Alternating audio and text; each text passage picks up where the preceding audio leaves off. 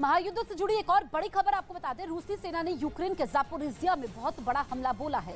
पहले भी रूसी सेना इस शहर पर हमला बोल चुकी है।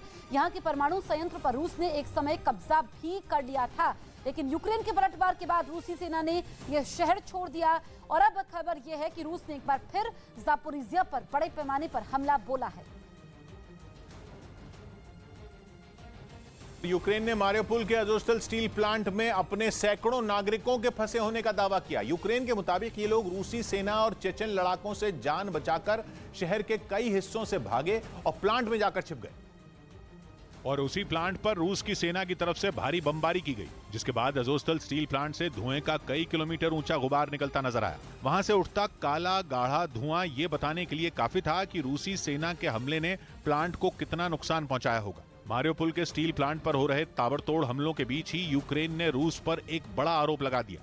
उसके मुताबिक मारियोपोल के करीब 1000 लोग जान बचाने के लिए अज़ोस्टल स्टील प्लांट में छिपे हुए हैं और इन लोगों में बड़ी संख्या में महिलाएं, बच्चे और बुजुर्ग शामिल हैं। लेकिन रूस की सेना मिसाइलों और रॉकेट से हमला करके उन सभी को मार देना चाहती है। लेकिन रूस की सेना की तरफ से यूक्रेन के इस आरोप को सिरे से नकार दिया गया। रूसी सेना के मुताबिक अज़ोस्टल स्टील प्लांट में मारियोपोल के नागरिक नहीं बल्कि यूक्रेन की सेना के जवान छिपे हुए हैं, जो उनकी सेना और चेचन लड़ाकों के वार से डरकर भाग गए और जाकर स्टील प्लांट में छिप गए। रूसी सेना के मुताबिक प्लांट में करीब 400 सैनिक अपनी जान बचाने के लिए छिपे हैं, जिनमें ज्यादातर विदेशी लड़ाके हैं। रूसी सेना ने तो यहाँ तक दावा किया कि प्लांट में छिपे यूक्रेन के सैनिकों को हथियार डालने की चेतावनी तक दी गई। लेकिन जब ये सैनिक नहीं माने तो रूस ने रॉकेट और मिसाइलों से वहां पर भीषण हमला बोल दिया।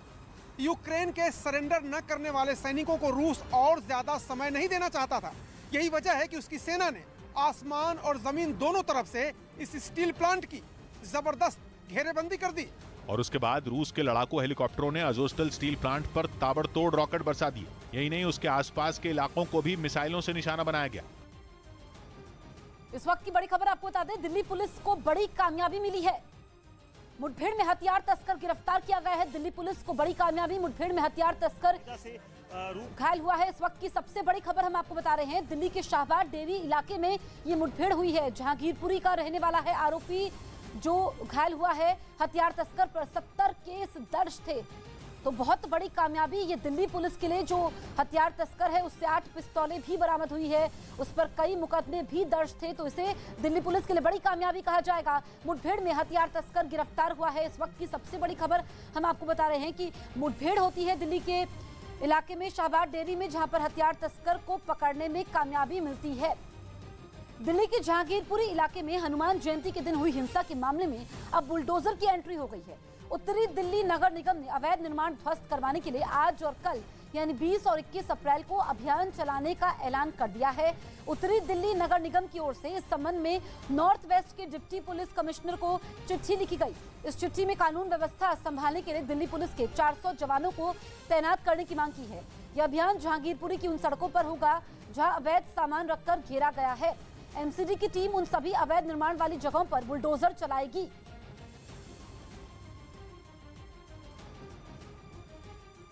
एक और बड़ी खबर आपको बता दें, दिल्ली में हुई हिंसा से जुड़ी एक और बड़ी खबर है ये। इस हिंसा में जांच में जुटी दिल्ली क्राइम ब्रांच की टीम पश्चिम बंगाल पहुंच चुकी है। मुख्य आरोपी अंसार की कुंडली खंगालने क्राइम ब्रांच की टीम बंगाल पहुंची है। क्राइम ब्रांच की टीम में 3 मेंबर हैं। ये टीम सबसे पहले अंसार की नानी के घर गई, जहां से उसने अंसार के पूरे परिवार की जानकारी जुटाई। यही टीम अब बंगाल में सोनू शेख और असलम के ठिकाने पर भी जाएगी।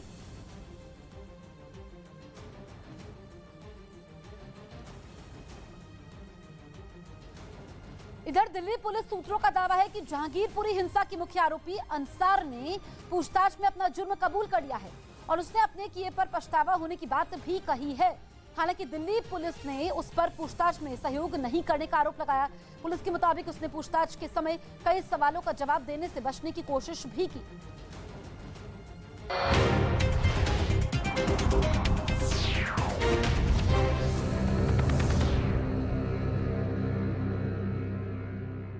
रूस का ये हमला जंग में अमेरिका की यूक्रेन की मदद का नतीजा है।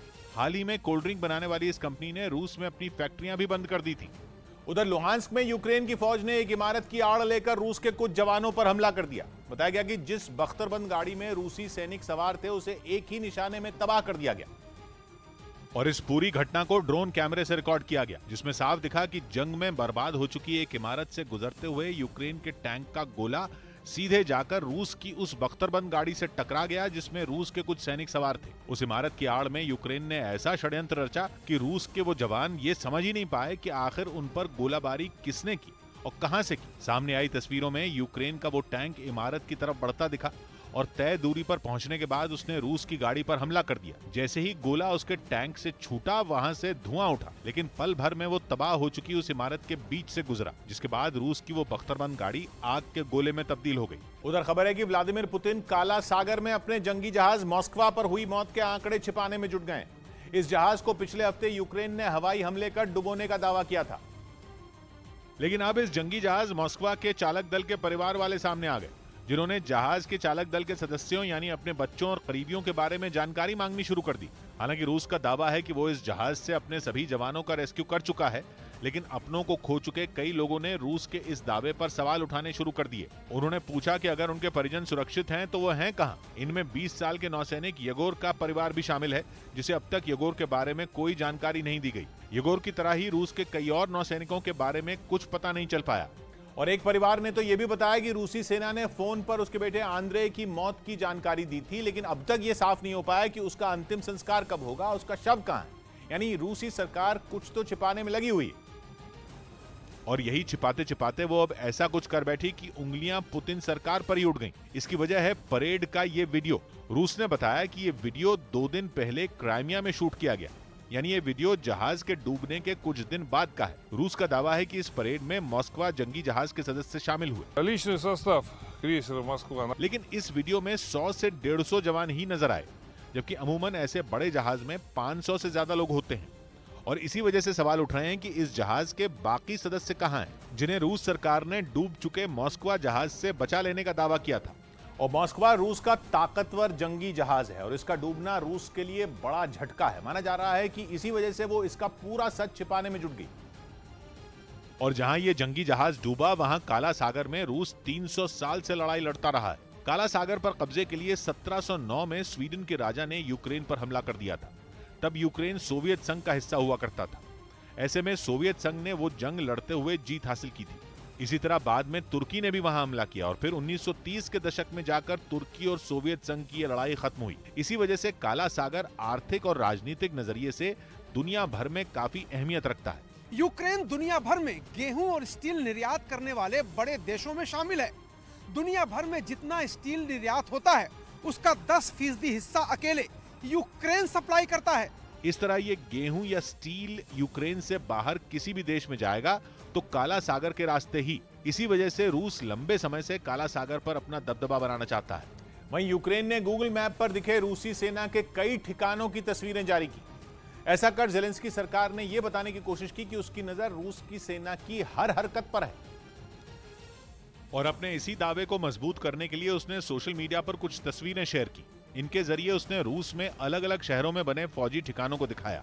ऐसी एक तस्वीर में समंदर किनारे पुतिन की सेना का एक जंगी जहाज खड़ा दिखा, जबकि दूसरी तस्वीर में परमाणु हथियार से लैस 2 पनडुब्बियां नजर आईं। इनके ठीक बगल में 2 छोटी पनडुब्बियां भी वहां खड़ी दिखी। इन सब के अलावा वहां परमाणु हमला करने की ताकत रखने वाली मिसाइलें भी थी। इतना ही नहीं, यूक्रेन की सीमा